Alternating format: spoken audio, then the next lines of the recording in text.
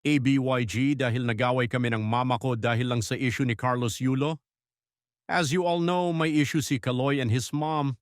We've been talking about it dito sa bahay for a few days na and syempre salungat yung opinion ko kesa sa mama ko. We were just talking about it kung paano mali yung ginawa ng mother ni Kaloy and for some reason pinagtatanggol ng mama ko yung mama ni Kaloy. Kesyo wala daw ako sa sitwasyon nila so dapat daw di ko na daw kailangang pagsabihan ng masama yung nanay ni Kaloy since di ko daw alam yung mga totoong nangyayari within the family. Reply ko naman sa kanya is, basta alam ko masama magnakaw ng pera, nanay ka man o hindi. Tas sabi niya, kaya nga kung ako yung nasa posisyon ng nanay ni Kaloy. Siyempre masasaktan ako, nagsorry naman na siya kay Kaloy kaya dapat maayos na yon kasi pamilya pa din naman sila.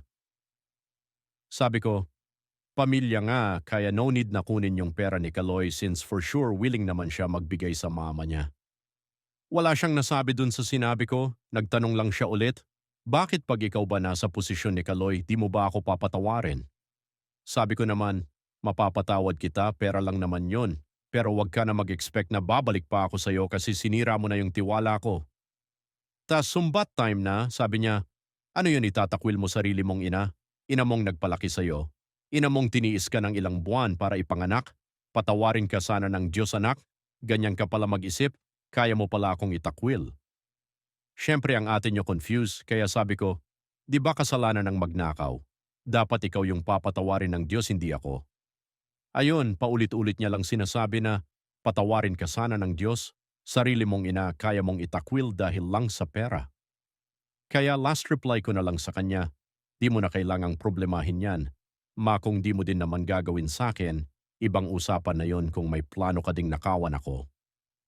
Pero paulit-ulit niya lang talagang sinasabing, patawarin ka sana ng Diyos, sarili mong inakaya mong itakwil dahil lang sa pera, with iyak effect pa, ewan ko din ba't umiiyak. Di na ako nakipag-usap sa kanya para di na masyadong lumala at mag-hysterical dito sa bahay dahil lang sa ganong usapan. Di ko din alam kung bakit pinipilit niya sa akin na walang kasalanan yung nanay ni Kaloy kasi karapatan niya yon bilang nanay. Feeling ko lang kasi ako yung gago kasi pinahaba ko pa yung usapan kung pwedeng hinayaan ko na lang siya huhu. So, ako ba yung gago dahil nagaway kami ng mama ko dahil lang sa issue ni Carlos Yulo?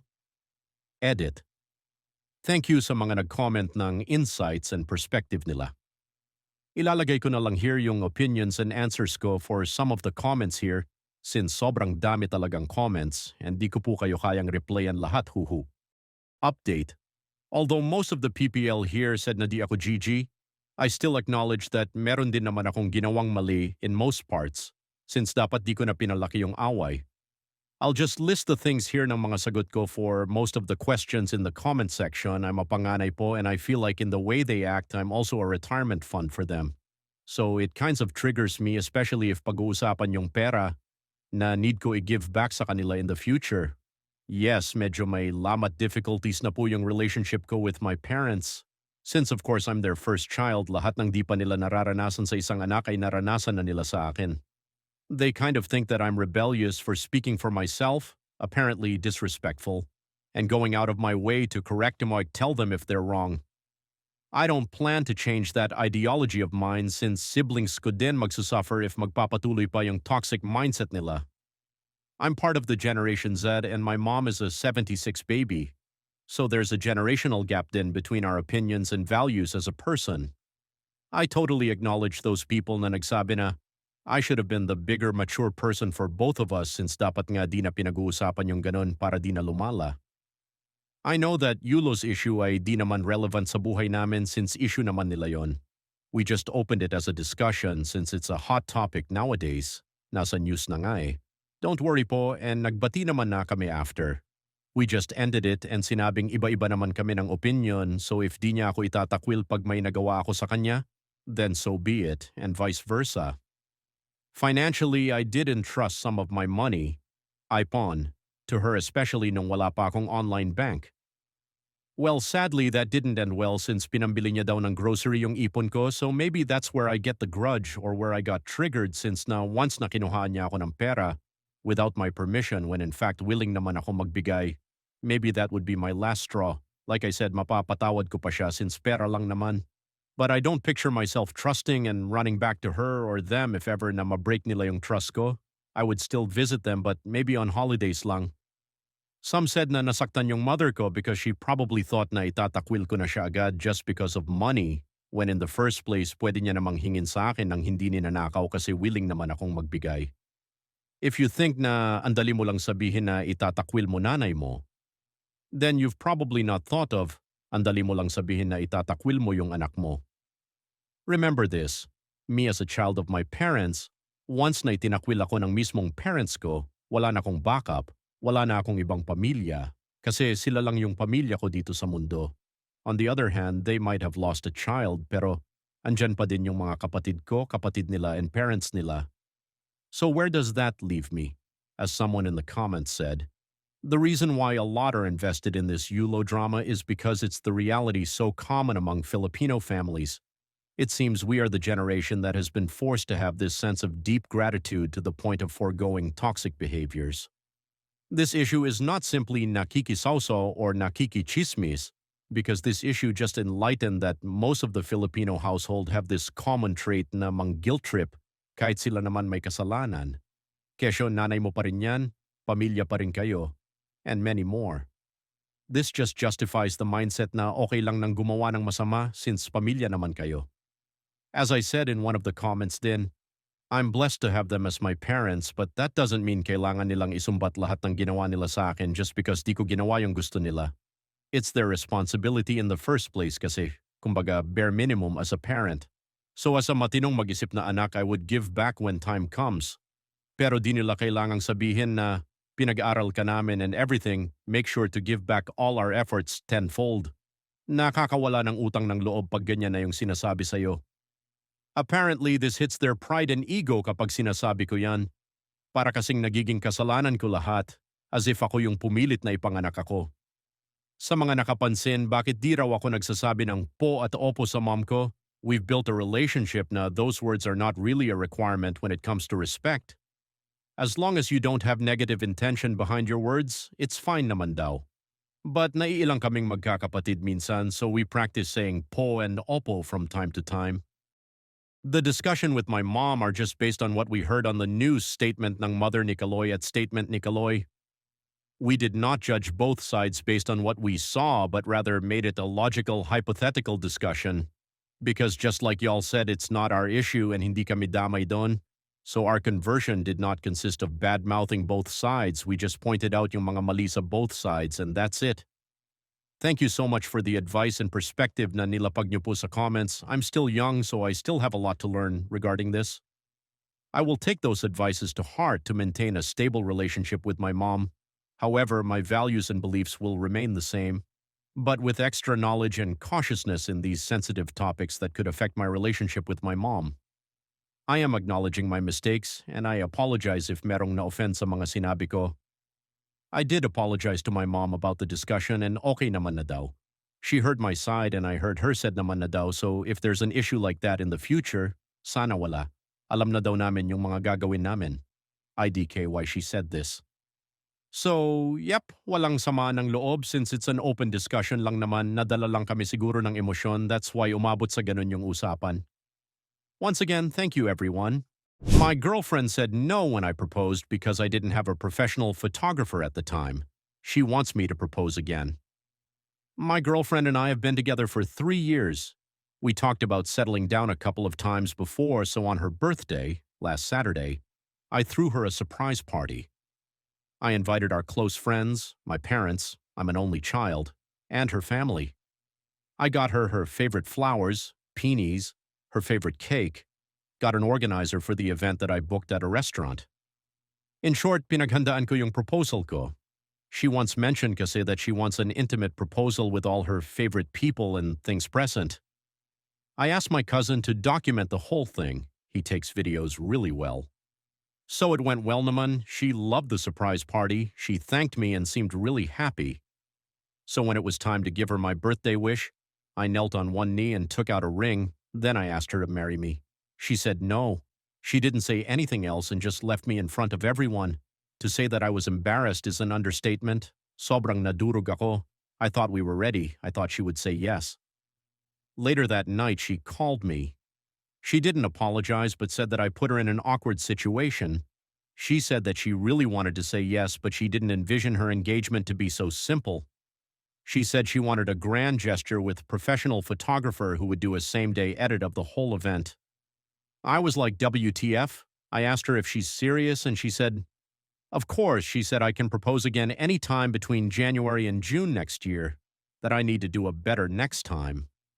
I didn't know how to respond, so I just said, I need to rethink this relationship, then hung up. She's been calling me nonstop, but I don't want to talk to her. Not right now after what she did. I would have understood if she said that she wasn't ready yet, but she said no because of my simple proposal. I didn't peg her to be so vain. Ewan ko, it looks like I don't know her at all. So mali ba ako to feel this way? Update. My girlfriend said no when I proposed because I didn't have a professional photographer with me. She wants me to propose again. Hello again. I want to thank everyone who took the time to read and comment on my previous post. Some of the advice were very helpful and in a way enlightening. Please forgive my grammar. Hirap mag-English pero mas mahirap mag-Tagalog. Bisaya here. A lot has happened since I posted, so I will try to be concise as much as possible. But let me answer a few questions first. We are not well off. We both come from a working-class family. She's a let passer but opted to work in BPO. Her mom is a public school teacher while her father used to be a tricycle driver.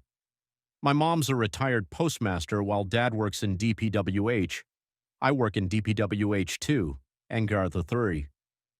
It was 1.5 years ago when she said that she wanted an intimate proposal. I had no idea she changed her mind. Yes, she's very active in social media. She has 3,000 followers in TikTok alone. She once told me that she wants us to make a couple vlog, but I refused. I broke up with her. Turns out I was indeed her plan B. She had been cheating on me with her supervisor since May of this year. She had just found out she's 8 weeks pregnant when I proposed. I think she was on a panic mode that time, hence the rejection. The man she's been cheating on me with has a live-in partner and demanded a paternity test before taking responsibility. I believe she thought that I was a better option and had planned to pin the baby on me. That's why she's been calling me nonstop after I told her I'm rethinking our relationship. How did I find out? Her best friend told my cousin. They're in a getting-to-know stage. My cousin even showed me screenshots of their conversation. I didn't tell my ex that I know of her infidelity when I broke up with her. We were outside their gate when I said break na ta, then I got in my car and left. I am not in a good place. I applied for a leave as I think it will take me a long time to move on. Thank you, kind internet strangers. Sharing my unfortunate story here has been helpful somehow. I'm just sad that Miss Charo no longer needs stories for her show as mine could make a good episode. Edit. I forgot to address the chance of me being the father of my ex's baby. I am 100% sure I am not. 1 year into the relationship, we decided to be extra careful as we had a scare when she once missed her period.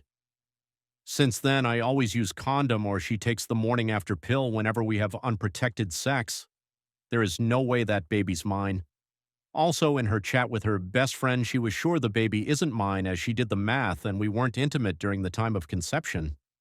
If she ever pins the baby on me, I have the screenshot to prove that she knows who the father is, and I can easily demand a paternity test. Again, thank you everyone for your comforting words. I met with our doctor today, and he prescribed something for anxiety and to help calm me down. I know I'll get there. ABYAG na hindi ko pinaupo yung mag-ina sa bus? Trigger warning, pakiramdam ko na bully ako sa bus kanina, or baka ako yung nambully. I recently had an open cholecystectomy, gallbladder surgery in QC. So imagine me na may malaking hiwa tahi ako sa upper quadrant right side ng abdominal area. Saturday, I booked a bus seat pauwi ng Baguio. Plus size ako at hindi ako komportable kahit dun seats sa mga deluxe, first-class buses. Nasisiksik kasi ako nung armrest.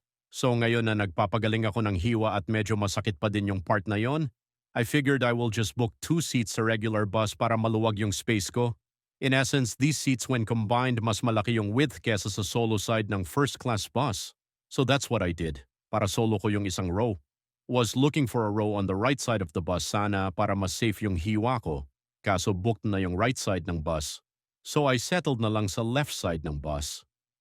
Dalawang upuan pa rin din naman book ko so kahit sa window ako umupo at lumagpas ng konti sa katabing seat, safe pa rin yung tahi. My right side is near the aisle. Sunday, redeemed by tickets and boarded the bus. Nung nag-collect na ng tickets si conductor, 2 ticket inabot ko.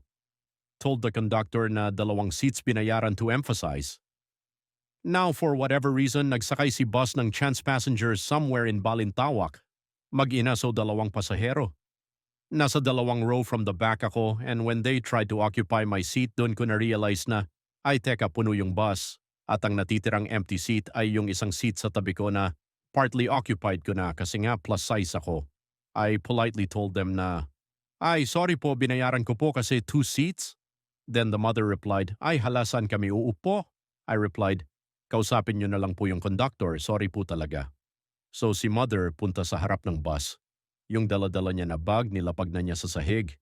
Tapos yung bata nakahawak dun sa armrest ng upan ko.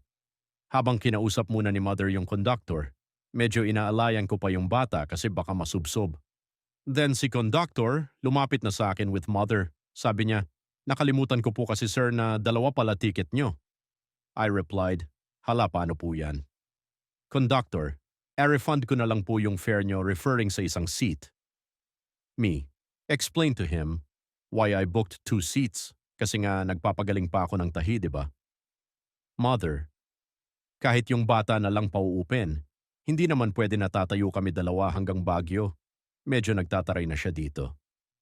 Si conductor pumunta na sa harap. I don't why. I don't know kung he is trying to avoid it ba or he is testing me kayo na mag-usap. Bahala na kayo dyan. Me. Explained again to mother why I booked 2 seats and apologized to her profusely. Medyo insisting na si mother at this time at lumalakas na boses niya so naririnig na ng mga other passengers. Okay, so medyo may commotion na nagaganap. Kesyo hindi naman daw ako sisikuhin ng anak niya. Kesyo ba't naman daw kasi sila sinakay wala naman pala upuan. Point ko is, why all of a sudden, this is now my problem. So medyo naiinis na din ako. Asan ba yung conductor? Siya dapat mag-sort nito eh. By this time, nasa NLEX na yung bus. So hindi naman pwede na ibaba nila yung mag-ina sa gilid ng expressway, di ba? I understand naman hindi nila fault to. Pero mas lalong hindi ko din fault to. I booked 2 seats nga in advance because I have a special case. Tapos may umipal na passenger. Ba't daw ba kasi ayaw ko paupuin? Medyo intimidating tong lalaki na to, parang posturang lesbo na condescending who probably thinks na he's being a hero. Apple guy, babayaran naman din nila yung binayad mo so anong problema? Me. So i-announce ko na ba sa buong bus na may iniingatan akong tahi kaya 2 seats binuok ko? I don't think I owe anyone an explanation. The mere fact na I booked and paid in advance for 2 seats. Hindi ko naman kontrolado yung isip ng conductor nung nagpasakay pa siya ng passenger na technically full naman na pala. Apple guy made a comment, sarcastically suggested na dapat daw nag-ambulance ako. Rebuttal niya eh, may bata nga. May bata oh. Mother, agreed. Ang selan ko daw, dapat daw nagkotse ako. Other passengers nagbubulungan, probably judging me na din. Conductor, lumapit na siya ulit at may commotion na kasi, pero wala siyang solution. Ang gusto nilang lahat mangyari i-give up ko yung isang seat ko. Then may isang lalaki siya na lang daw tatayo.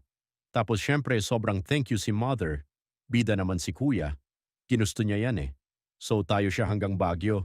Si standing guy may kasamang girl. So plus pogi points yon. Ba't ko nalaman na magjowa? Kasi holding hands sila ni standing guy. Sana all. Pinaririnig lang naman nila sa akin na nagkukwentuhan silang tatlo. Napaka-arte ko daw. And the usual lines na kesyo dapat daw nagkotse ako. Hindi daw dapat sa bus ako nag-iinarte. Paulit-ulit kong na-overheard na may bata nga. May bata nga. Alam mo yon, wala naman ako sa audition pero ako yung naging kontrabida sa pelikula. Oh well, ako ba talaga yung gago? Nagse-self-doubt na tuloy ako. Nagpapahinga na ako sa amin ngayon pero gumugulo pa din sa isipan ko. So sorry na lang po dun sa mag-ina at sa ibang pasahero sa nangyari. I'm very sad po sa nangyari. Hindi ko na po sasabihin kung anong bus company. Ayaw ko din na mapagalitan yung conductor or whatnot. BYG. Kung napagsalitaan ko ng di maganda yung matandang nalilimos sa 7-Eleven, sinamahan ko M27, yung GF, F28 ko sa derma, and it's already 3 p.m. at hindi pa ako nakapag-breakfast and lunch. Late na ako ng gising dahil galing pa sa lamay last night. Masakit ang ulo ko at meho masama pakiramdam but I still want to accompany my GF syempre. So upon arriving at the derma, mahaba ang pila. She put her name on the list and while waiting, sabi ko, kain muna kami sa 7-Eleven sa tapat kasi gutom na talaga ako. Papasok pa lang ako ng pinto, nandun sa gilid yung matandang lalaki na naka-wheelchair, nasa 50 edad siguro. Nakaabang sa mga lalabas at namamalimos, nakabili na ako ng pagkain, palabas na ako since dun ang tables and chairs, nakaupo na dun si GF. Marami akong dalang food tapos napadaan ako sa harap nung pulubi paglabas. Sabi ko, sorry tay, di kita mabibigyan. Gawa ng sobrang gutom na din talaga ako at marami akong dala both hands. Di ko in-expect na mami-misinterpret niya yung sinabi ko. Simula kumain kami ng GF ko, tina-trash talk niya na kami. Di alam ng GF ko dahil nakatalikod siya pero ako, nakikita ko lahat ng pagtitig at panta-trash talk niya. Habang nakatitig siya sa amin, dumudura siya. Para mainsulto siguro kami. Tapos eto yung mga sinasabi niya, akala mo naman hihingi ako sa inyo. Di ko kayo kailangan. Buti kayo marunong magbigay. Kapag may nagbigay ng barya sa kanya na bibihira naman. Kakapal ng mukha nitong mga to, nagtatawanan pa.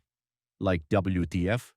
Di naman namin siya pinag-uusapan kaya kami tumatawa dahil sa kwento ni GF sa akin. Di kayo pupunta sa langit. Di ko na narinig yung iba pero simula hanggang matapos kami kumain, nagsasalita siya. Sadya niyang nilalakasan dahil pinariringgan kami. Nung natapos kami kumain, sakto magtatapon kami ng basura. Merong napadaan na pulubi rin na nangangalakal naman. Naghahanap ng plastic bottles na may dalang sako. Tahimik, di nang hihingi ng limos.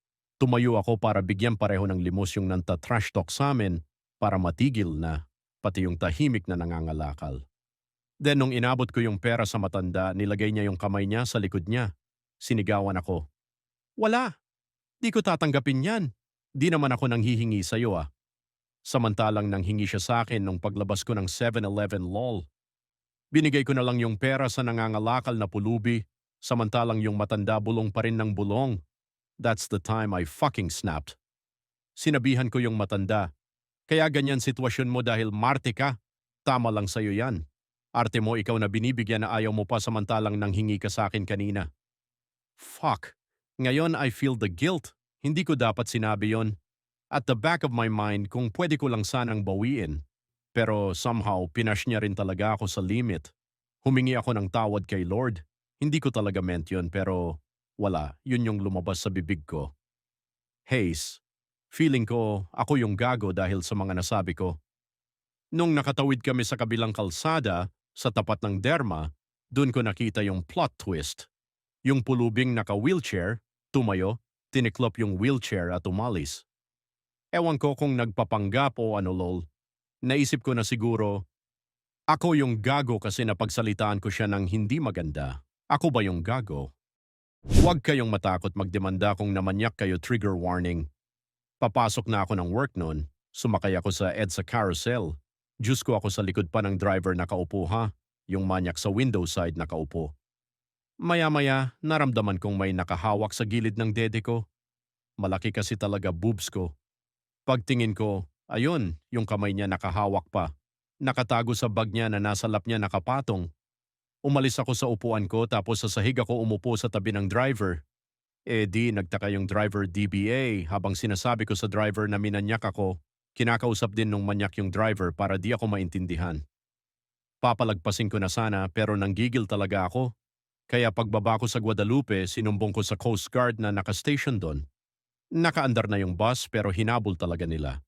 Tapos nung sinamahan na ako ng Coast Guard para ituro yung manyak, pinababa na ng bus, tapos tatakas ba naman, tumakbo sa EDSA patawid, ang daming Coast Guard, di nahuli pa rin siya. Simula sa Guadalupe hanggang sa police station sa court, palaging nahihimatay yung manyak para di makuhanan ng statement. Akala ata niya di ko siya tutuluyan sa demanda. Around 9:00 ng gabi nangyari to, kinabukasan na ng 3:00 ng hapon ako natapos dahil sa hayop na yon. Siyempre yung mga pulis na napakasipag, pinipilit pa akong wag na ituloy yung demanda kasi hassle raw na attend pang hearing. Maraming hearing daw yon. Malayo pa ako nakatira. Sana wag mamanyak mga asawa, anak, kapatid at nanay nyo, mga hayop din kayo. Tapos pumunta yung girlfriend sa police station, nakikiusap sa akin na wag ko na raw idemanda. Siya rin daw namamanyak dati pero di raw siya nagsusumbong. So ano, gagaya ako sa kanyang gaga siya. Sabi ko, hindi ko pwedeng palagpasin to. Sa tingin mo ba magrereklamo ako kung walang ginawang kamanyakan yung boyfriend mo? Yung anak kong 1 taong gulang, nagbe-breastfeed sa akin tapos hahawakan lang ng demonyo mong boyfriend? Ayun, after niyang makulong sa police station, nilipat agad sa city jail. Inamoka. Edit. Hala. Didn't expect that my post will blow up like this. Sa mga nagtatanong, ang nagastos ko lang ay halos ₱500 para sa pagpapa-photocopy ng documents. So napagastos pa ako DBA. Tapos yung manyak, maling address yung binigay, wala raw siyang girlfriend. Kaya nagulat mga pulis nung may dumating na girlfriend. Tapos sabi ko sa babae, dineni ka nga eh, wala raw siyang girlfriend. Tapos mga senior na raw yung magulang nung manyak kaya maling address daw ang binigay. It's complicated daw yung relationship nila kaya baka yun ang reason bakit sinabing walang girlfriend. Hello, mga 40 na ata yung manyak at huling 30 na yung babaita. Bawat lipat namin from Guadalupe, substation, hanggang sa Mandaluyong na presinto, pati sa court, hinihimatay yung manyak, tapos pag tumatawag na ng medic, normal naman lahat ng vitals niya. So, dinedelay lang talaga niya yung process. Akala niya siguro mapapagod ako. Buisit siya. Yung case, under Safe Spaces Act. Thank you sa lahat ng kind words. Happy Women's Month. Ikakasal na ako sa babaeng pinapangarap ko, pero hindi ako masaya. Gulong-gulo na talaga ako. I think I might lose my mind if hindi ko to i-share. Una ko siyang nakita the first day of high school. Instant crush agad the first time I saw her. She was easily in the top 5 of the most prettiest in school. Surprise talaga sa akin na sinagot niya ako after 3 taon ng wooing her. Mahirap lang sila, bata pa siya naging breadwinner na siya. So nagsumikap talaga ako after graduating high school para sa kanya and also at the same time makatulong din sa sarili kong pamilya. I promised her na papatayuan ko siya ng bahay kasi wala silang sariling bahay. Nakakuha ako ng scholarship sa ibang province and after graduating nakapag-abroad na agad. Usually yung contract ko is 9 months tapos makakauwi for 3 months. Siya naman, she worked sales at our local bank. So since starting college to work, LDR na talaga kami, 2018 to 2020. The first few years I was abroad, nag-offer ako bigyan siya ng pera to help pay for her mom's personal debts just to put her and her siblings through school. She refused, citing na problema na niya yon kasi sariling pamilya niya naman. And because medyo maliit naman sahod ko daw that time dahil I was still starting as a junior engineer, at syempre nagbibigay din naman ako sa magulang ko. While working sa bank though, she developed expensive habits. Always eating out, clothes, bags, groceries, credit card bills. Kinda like Lily Aldrin in Haim Yem when she gets stressed out. Nagsaswipe siya. Pero hindi ko to alam 2021. I got promoted to operations engineer kaya medyo lumaki sahod ko. Kaya pinaalam niya na medyo malaki na pala yung credit card bills niya. 6 figures. Okay lang din sa akin. Considering tinutulungan niya pa mag-aral mga kapatid niya and mama niya. 2021 din yung taon na nag-start na kuhulog para sa house and lot. So I offered magbigay sa kanya ng 20,000 piso a buwan to help her pay for her credit card bills. During those times, nag-planning na rin kami sa marriage namin. Gusto ko sana simple lang because I know we couldn't afford it. Wala pa kaming savings kasi for the first few years since working, nagbabayad lang kami ng loans namin. Pero she won't have none of it. Kahit mangutang daw siya basta maganda lang yung wedding. And ultimately, dahil mahal ko siya, I gave in. Kasi iniisip ko kaya ko naman bayaran unti-unti. Last year I checked kung magkano na yung nabawas sa debt niya sa credit card. I discovered hindi pala nabawasan kundi lumaki pa lalo. So I offered to pay for it in full, mga 300,000 plus. Umiyak siya on the ride home. Savings na dapat namin yon. After nun, nag-propose na ko. And now we're finally getting married this year, without any savings. All of the money I am earning every month is going to the marriage fund and bills sa bahay and sasakyan. So I'm here at 3 a.m. in my room overseas. 3 buwan na ako sa kontrata, nakaisa masahol, nag-iisip ng lahat ng oras na babalik ako dito. Para mabayaran lahat, wala din akong gana mag-discuss about marriage stuff and the bills that come with nai-stress lang ako. I am marrying the girl of my dreams. I should be happy. Kasalanan ko rin siguro for not communicating my feelings well. Edit. Just got off work, guys. I did not expect this post to blow up at 4 a.m. in the morning in my sleep-deprived, depressed state. Pinakita ko lang yung negative sides ng fiancé ko. Hindi lang po siya maganda, guys. Hindi naman kagandahan yung habol ko. Baka ini-imagine nyo chicks po. Hindi po siya ganon. Napakabait niya. She's smart and also very organized, which is kabaliktaran ko. And I know talaga that she will make a great mother. Siya na nag-aalaga sa mga kapatid niya, bata pa lang siya after losing her father. So I promised to give her everything. And I don't doubt na mas higit pa yung pagmamahal niya sa akin ngayon kesa noon nung nagsisimula pa lang kami. And the funny thing is, in the 11 long years together, we barely fought. We broke up like 3 times lang, and our longest breakup was 3 days. I'm not one for confrontation, so whenever I think we're gonna fight about something, I just give in to whatever she wants. Napakaiba lang talaga nung mindset namin sa pera as we grow older. And hindi ko talaga in-expect kasi dumaan din siya sa hirap when their family suddenly lost their breadwinner. Hindi naman ako nagkulang in sharing tipid ideas like yung kurot principle, budgeting, investing, etc. Pero kung mapag-usapan namin kasi nagigilty siya, and I won't press her on about it. Kasalanan ko rin kasi sobrang selfless ko when it comes to her. I think may hidden resentment din siya sa akin because she didn't expect that I would earn more than her. Kasi nung HS kami kasama siya dati sa top 5 while ako naman just barely passing lang. And she expected na when we graduate siya yung magiging more successful sa amin dalawa. Also another thing, petty lang po ng reason. But I slowly started falling out of love when I asked her if meron siyang office crush. She said yes. And that shit hurt me. Because for me, sinacrifice ko yung sarili ko para lang maibigay yung gusto niya. I shouldn't be affected kasi normal lang naman magka-office crush, diba? But I was and did. Dun na nagsimula, parang naging autopilot na ang lahat. I think I'm the problem. And my lack of communication. And sa mga nagsuggest na makipaghiwalay, hindi po ganun kadali. I would have to break the news to her sisters and her mother. And also to my mom na close din niya. Also a question for the wedded couples. How much should the wedding cost? Meron din ba kayo dream wedding since you were little girls? Maybe ask her to postpone muna yung kasal while we fix our own issues and see her reaction. It's hard for me kasi I can't communicate well in person. How much more if it's on a phone, 1,000 miles away? Hindi ko talaga alam kung paano to I approach.